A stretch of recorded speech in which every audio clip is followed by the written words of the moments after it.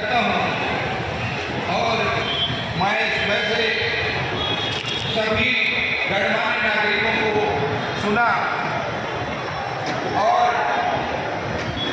उस पर उनकी सबका समाधान जो रही है कोशिश करूँगा कि उनकी समस्याएं समाधान में समाप्त हो सके।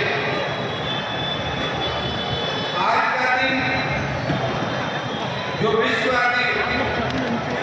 वासी दिवस मनाया जाता है, इसको क्यों मनाया जाता है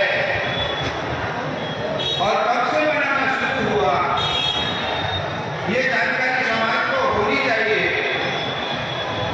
इस विषय पर आपको बता देना चाहते हैं कि 9 अगस्त 1982 को जिनेवा शहर में संयुक्त राष्ट्र संघ की एक मीटिंग हुई जिसमें विश्व के 192 देशों के लोग एकत्रित हुए और उन्होंने यह डिस्कशन किया कि विश्व का इतना विकास हो गया है कि मनुष्य चांद पर पहुंच गया, लेकिन जिनकी जमीन से विकास हुआ है, जिनके देश से विकास हुआ है, उन लोगों की आज क्या स्थिति है, उस पर उन्होंने प्रस्ताव पारित किया कि पूरे विश्व में इसका अध्ययन किया जाए। और वो लगातार 1982 से 1984 तक पूरे विश्व में आदिवासियों के दशा पर एक बुक तैयार किया गया, उसकी व्याख्या की गई और ये निर्णय लिया गया कि ये जो दुनिया है, ये जो विश्व है और ये विश्व का जो विकास है, ये आदिवासियों की जमीन पर होकर निकलता है और मनुष्य चंद्रमा तक पहुंच गया, लेकिन जिसकी जमीन थी उसका विस्थापन हो गया, उसकी विशिष्ट संस्कृति थी वो नष्ट हो गई, उनका एक कल्चर था, उनकी एक भाषा थी, उनकी एक परंपरा थी, वो नष्ट हो गई। इसलिए 192 देशों के लोगों ने ये निर्णय लिया कि ये जो आदिवासी है, जो इस भूमि के मूल निवासी है, इनके अधिकारों की रक्षा के लिए उन्होंने एक यूनाइटेड नेशन में डिक्लेरेशन चार्ट बनाया। उसमें सभी देशों की सहमति हुई कि जिस देश में भी जो मूल निवासी रहते हैं उनके अधिकारों का संरक्षण किया जाए, उनका विस्थापन सही तरीके से हो, उनकी भाषा का संरक्षण हो, उनके रीति रिवाजों की रक्षा की जाए। और तब 9 अगस्त 1994 में ये डिक्लेयर किया गया कि पूरे विश्व में आदिवासी दशक मनाया जाए और उसके बाद आदिवासी दशक मनाया गया, लेकिन भारत में इसकी जानकारी किसी को नहीं। इसके बाद उन्हें और 10 वर्षों तक पूरे समाज में ये जागृति फैलाने का कोशिश किया गया कि विश्व का जो भी विकास हुआ है, ये आदिवासियों के विस्थापन से, उनकी जमीन से, उनकी परंपरा नष्ट होने से, उनकी विशिष्ट संस्कृति नष्ट होने से विकास हुआ है। इसलिए 9 अगस्त को पूरे विश्व के लोग विश्व आदिवासी दिवस मनाएंगे। अभी मैं आपको ये बता देना चाहता हूँ कि हर साल यूनाइटेड नेशन यूनेस्को से डिक्लेरेशन जारी होता है कि हर साल का थीम क्या होगा। तो इस साल का जो थीम है कि यंग ट्राइबल्स जो युवा हैं उनको आर्टिफिशियल इंटेलिजेंस से संबंध किया जाए, जोड़ा जाए।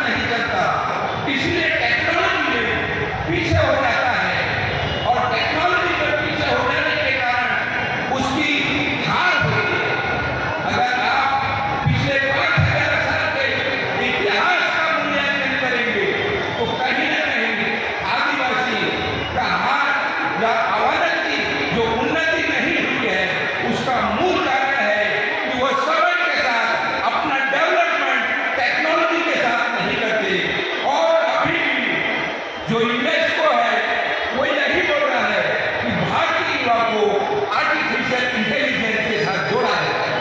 जब कंप्यूटर विश्व में आता है तो पूरा विश्व सीख जाता है, लेकिन आदिवासी को कंप्यूटर चलाना नहीं आता। अभी आर्टिफिशियल इंटेलिजेंस का जमाना है और यूनेस्को ये बोल रहा है कि आदिवासी युवाओं को इससे जोड़ा जाए। तो हमारे जो युवा साथी हैं उनको हम ये बताना चाहते हैं कि आप जो नीचे कर रहे हैं डांस कीजिए, आप लैपटॉप चलाते हैं चलाइए, कंप्यूटर चलाते हैं चलाइए, आपको जितनी उन्नति करना है कीजिए, लेकिन अपनी जड़ों को मत भूलिए। वो जड़ क्या है?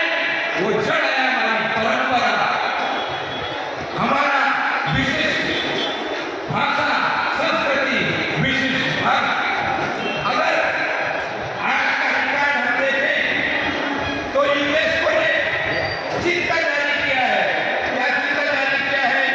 कि जो इंडिजिनियस पीपल आदिवासी है उनके 7,000 लैंग्वेज आज विश्व में है, 7,000, जिसमें 40% लैंग्वेज मतलब 2,820 लैंग्वेज करीब करीब खत्म होने के कगार पर है। वो चिंता जाहिर की गई है।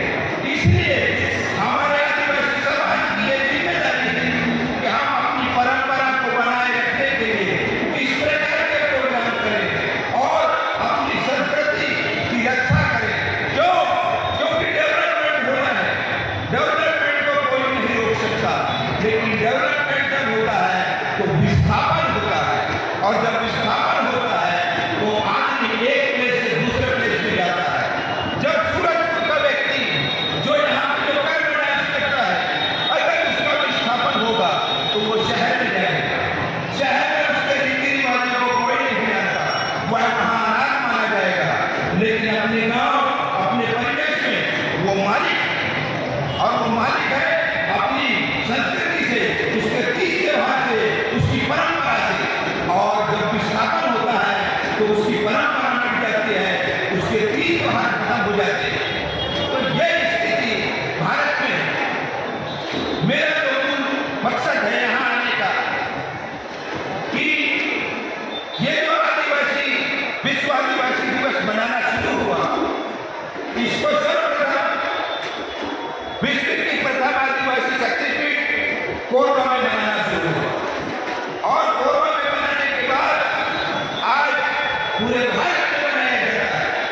और ये 2010 को जब मैंने किसी ने मुझे पूछा था कि आदिवासी का मतलब क्या होता है, तो तब मैंने आदिवासी का मीनिंग डाला था, और तब मुझे वो indigenous charter of demand UNESCO का मिला। तब मैंने उसको चाहा कि कोरबा में पहले इम्प्लीमेंटेशन किया जाए। आज कोरबा में 5 दिवसीय महोत्सव मनाया जाता है, आदिवासी महोत्सव, हम उसको मूल निवासी महोत्सव बोलते हैं।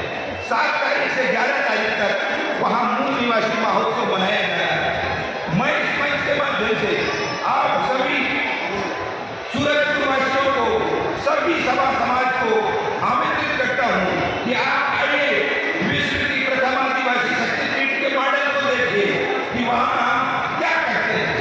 वो 5 दिवसीय प्रोग्राम में हम प्रथम दिन हमारे आदिवासी जितने भी बच्चे होते हैं मूल निवासी, उनका सामान्य ज्ञान प्रतियोगिता करवाते हैं। सामान्य ज्ञान में जो समस्त आदिवासियों के कल्चर, तीज त्योहार है, वो प्रश्न होते आते हैं। मुझे कल मालूम चला कि गोंडों का, युवाओं का जो एक क्षेत्र होता है, जो शिक्षा का केंद्र होता है, उसको गोंडू बोलते हैं।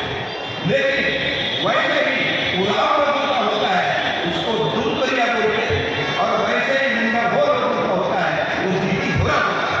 मतलब अगर हम समाज के सारे लोग मिलकर इसका अध्ययन करने जाएंगे तो हम ये प्रूव कर सकते हैं कि विश्व अपने आदिवासी धर्म संस्कृति, विश्व संस्कृति की जननी है, और सभी धर्मों का उद्गम भी आदिवासी धर्म से ही हुआ।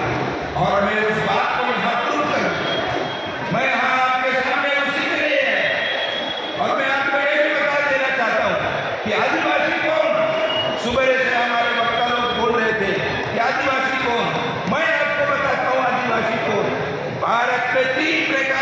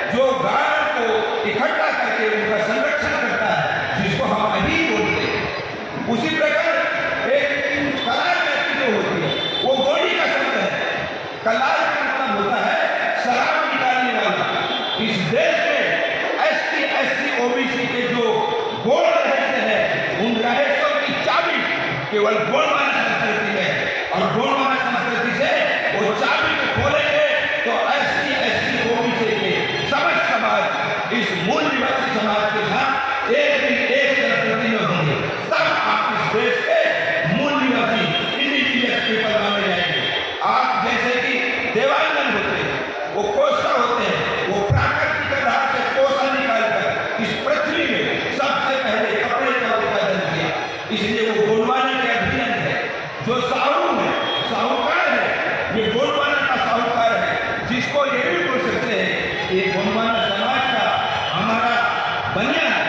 लेकिन उन साहूकार समाज के लोगों ने आदिवासी समाज के अभिन्न है, ये गोंडवाना के अभिन्न है। इन्होंने सर्वप्रथम साहू ने इस समाज को घेर लिया। इस प्रकार से सभी समस्त समाज का, अगर समाज का या लोहार समाज का जितने समाज है, उनकी सबकी व्याख्या करने जाए तो बहुत टाइम लगेगा। लेकिन सबकी कुंजी गोंडवाना संस्कृति में है, जो कि खोला जा सकता है। और गोंडवाना संस्कृति में ये पूरे एसटी एससी ओबीसी समाज को समाहित किया जा सकता है। ये ब्रोकन राइट्स है, ये हमारे लोग हैं, ये हम पिछले 5000 साल पहले पिछले हुए हैं। कब पिछड़े हैं मैं आपको बताता हूँ। जब इस देश में आक्रमण होता है, युद्ध होते हैं, जब इस देश में आक्रमण होता है, युद्ध होते हैं, तो युद्ध होने से किसी का हार होता है, किसी का जीत होता है। उस समय डेमोक्रेसी नहीं थी, उस समय लोकतंत्र नहीं था, सभी के लिए जमीन खुला हुआ था। जो युद्ध करता था उसकी बात चलती है। इस देश में आदिवासियों के हार हुई, उसका कारण टेक्नोलॉजी था। क्यों? क्योंकि उनके पास में युद्ध करने के लिए वो टेक्नोलॉजी नहीं थी, इसलिए हारे। आज भी संयुक्त राष्ट्र संघ यही बोल रहा है कि आप लोग हारे हैं। आपको यहाँ के युवाओं को आर्टिफिशियल इंटेलिजेंस का नॉलेज होना चाहिए, इनको कंप्यूटर का ज्ञान होना चाहिए। ये सब ज्ञान के कारण ही हमारी उस समय दुर्गति हुई। और आज हार होने से क्या होता है? आज चुनाव होते हैं, चुनाव होने से क्या होता है? कोई जीतता है, कोई हारता है। उस समय युद्ध होते थे, जिसकी युद्ध हुई उसने बोला आप हमारी संस्कृति को अपनाइए, हमारे गुलाम बनिए। एक वर्ष बोला कि हमारी संस्कृति कभी भी आपकी गुलामी नहीं करेगी। और वो संस्कृति कहाँ चले गई? जंगलों में चले गई। लेकिन एक वर्ग होता है, एक वर्ग कौन सा होता है? जो व्यवसायिक वर्ग होता है। आज भी सरकार किसी की भी हो लोकतंत्र में व्यवसायिक वर्ग सत्ता के साथ रहता है, क्योंकि उसको व्यवसाय करना पड़ता है। उस समय जो व्यवसायिक वर्ग था, जो हमारा साहूकार था, वो अरबों करोड़ों का मालिक था, उसका व्यवसाय था तेल निकालना। हमारा जो यादव वंशी था, उसका व्यवसाय था 5000 10,000 गाय पशुपालन था, वो लेके कहाँ जंगल में जाता। उसी प्रकार हमारे पोस्टर जाति के लोग थे, उनका कपड़े का व्यापार था। इस प्रकार से तमाम जो जातियां थी ओबीसी की, वो सेवक वर्ग के रूप में व्यवसायी वर्ग थे। इन्होंने उनकी दास्ता स्वीकार की और ये उनके साथ रहना पसंद किए। यही कारण है कि ओबीसी वर्ग आज अपने आपसे दूर और दूसरे वर्ग से ज्यादा करीब है। और एक वर्ग जो चला गया था जंगलों में कि तुम्हारी दास्ता स्वीकार नहीं करेगी, तुम्हारी संस्कृति स्वीकार नहीं करेगी, हमारी संस्कृति अछूत है, तो जो जंगलों में गया वो वहां पर अपनी राष्ट्रता को छोड़ के जो जंगलों में गया, वहां पर अपनी संस्कृति को अटक किया और फिर से 1700 सालों तक आजादी के समय तक राज किया। और वो गोंडवाने का वंश था, जिन्होंने 52 बनाया, जिसकी बात में आपको 257 परगना की गई। ये 257 परगना की गई आदिवासियों के। लेकिन ये क्या हुआ? इन्होंने अपनी संस्कृति को भूलकर दूसरी की संस्कृति को एडॉप्ट कर लिया और कहीं ये नहीं है। लेकिन जिन्होंने संस्कृति को पकड़ के रखा, जिस गोंड समाज ने संस्कृति को पकड़ के रखा, उसने 1700 सालों तक युद्ध किया और अपने गोंडवाना को अखुल रखा। और अंतिम शासक रघुनाथ शाह, शंकर शाह 1857 की क्रांति में शहीद हुए, जिनको तोप से उड़ाया गया। आपको मैं बता दूं कि ये जो विश्व आदिवासी दिवस हम जो मना रहे हैं, भारत सरकार ने भी एक नोटिफिकेशन जारी किया है। क्या नोटिफिकेशन जारी किया है? वो उच्च शिक्षा संस्थानों को आदेश दिया है कि आदिवासियों का गौरवशाली इतिहास और स्वतंत्रता संग्राम में इनके योगदान के कार्यशाला है, उसका अच्छे से प्रचार प्रसार नहीं हुआ, लेकिन 4 जगह में मुझे चीफ गेस्ट बनाया गया पीजी कॉलेज में। और जब मैंने अपनी बात को रखा तो वहाँ पे जो डॉक्टरेट किए, पीएचडी किए हुए प्रिंसिपल और प्रोफेसर, उन लोगों ने बोला कि भार्गव साहब, हम 40 साल से नौकरी कर रहे हैं, लेकिन इस संस्कृति के बारे में किसी ने नहीं बताया। आज हम इम्प्रेस हुए। तो आपको हम ये बताना चाहते हैं कि वो संस्कृति आज भी भारत में है। और एक बार अम्बेडकर से यही पूछा गया था कि मिस्टर अम्बेडकर, क्या बहुत विद्वान है, आप बताइए कि what is the history of India. तो अम्बेडकर साहब ने बोला था, there is no history of India, only conflict of culture. अब इस बात को जो समझ लेगा कि कॉन्फ्लिक्ट ऑफ टू कल्चर, तो आप समझ लीजिए कि ये 2 कल्चर कौन से हैं। अगर हम हारे हैं तो हमको उसका मूल्यांकन करना चाहिए। क्यों?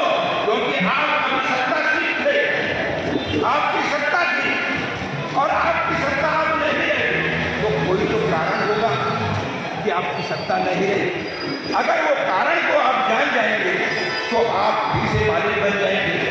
आप लगातार किसी को गाली दें, उससे कुछ होने वाला नहीं। वो अपना प्रोग्राम कर रहा है, उसको मालूम है कि वो अपना प्रोग्राम कहाँ तक अंजाम तक पहुँचाने वाला है।